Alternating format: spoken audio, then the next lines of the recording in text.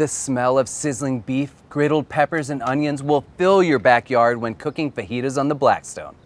It's super easy to make, and you'll definitely want to check out this delicious marinade.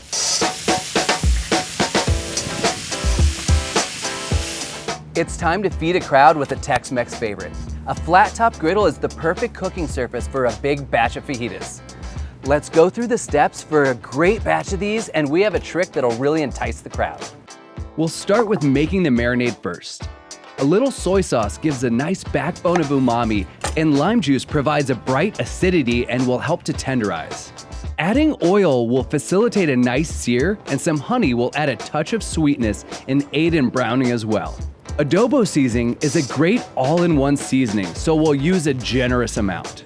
The addition of cumin will give it the right amount of Tex-Mex flavor. Incorporate all ingredients and set aside about a quarter of the marinade for later. The rest will go into a zip-top plastic bag for marinating the beef. We'll be using two of the best cuts for making fajitas. Here we have Certified Angus Beef flank steak as well as outside skirt steak. If you can find skirt at the grocery store, I would suggest that you use it in this recipe. It has some great marbling and a deep, rich flavor that is just awesome. To make this a little easier, I'm going to cut the flank steak in half, as well as cutting the skirts into a few pieces. This will make them more manageable when they're cooking on the griddle. Now, we'll get all the beef into the marinade and make sure that it is fully coated. Press out as much air as possible and move the beef around in the marinade. You want to make sure that the flavor is fully distributed all over the surface of the beef. Now into the refrigerator with the beef and let it marinate at least 2 hours. While that marinates, we can start prepping our fajita veggies. We'll use 2 red onions and give them a nice julienne. Red onion gives fajitas some nice color and they don't have too much of a bite. We'll also slice up some bell peppers. I like to use 3 different colors just so the fajitas pop a little bit. Slice them about the same thickness as the onions.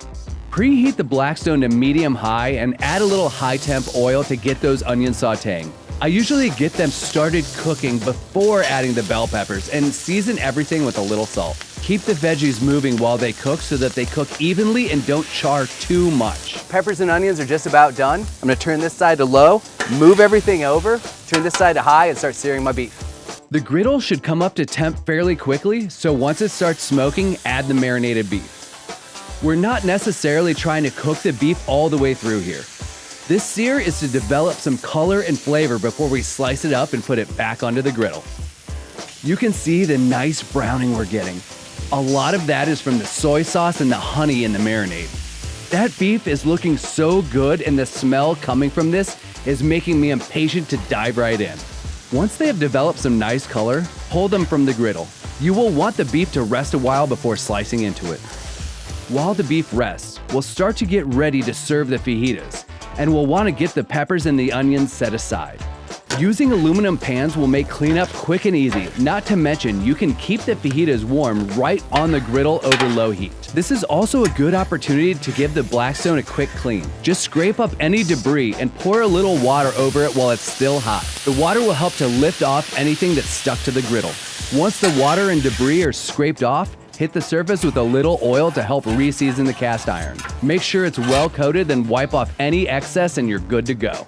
While the grill is still hot and clean, we can start toasting the tortillas. Heat them over medium-high. Don't skip this step. Nothing beats a toasty, warm tortilla when making fajitas or tacos. Then wrap them in a warm, damp towel. It's time to start slicing all this beautiful steak. Make sure to find the grain of the skirt and slice thinly against it. Slicing thinly against the grain shortens the fibers of the meat, which results in a super tender bite. Slice the flank steak in a similar fashion, thin and against the grain. Here's where we'll use that reserved marinade. Pour it in the bottom of another aluminum pan and bring it to a simmer. We'll add the beef into that same aluminum pan and toss with the reserved marinade. This will give the beef a little extra coating of seasoning and initiate that sizzle that makes your mouth water when you hear it.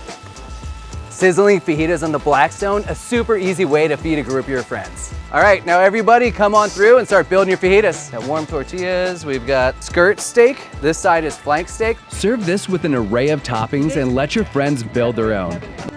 The best part is that the griddle is already clean and you can just sit back and enjoy the meal with friends. Blackstone fajitas are great for a backyard party or tailgating in a lot of your favorite game. Cheers.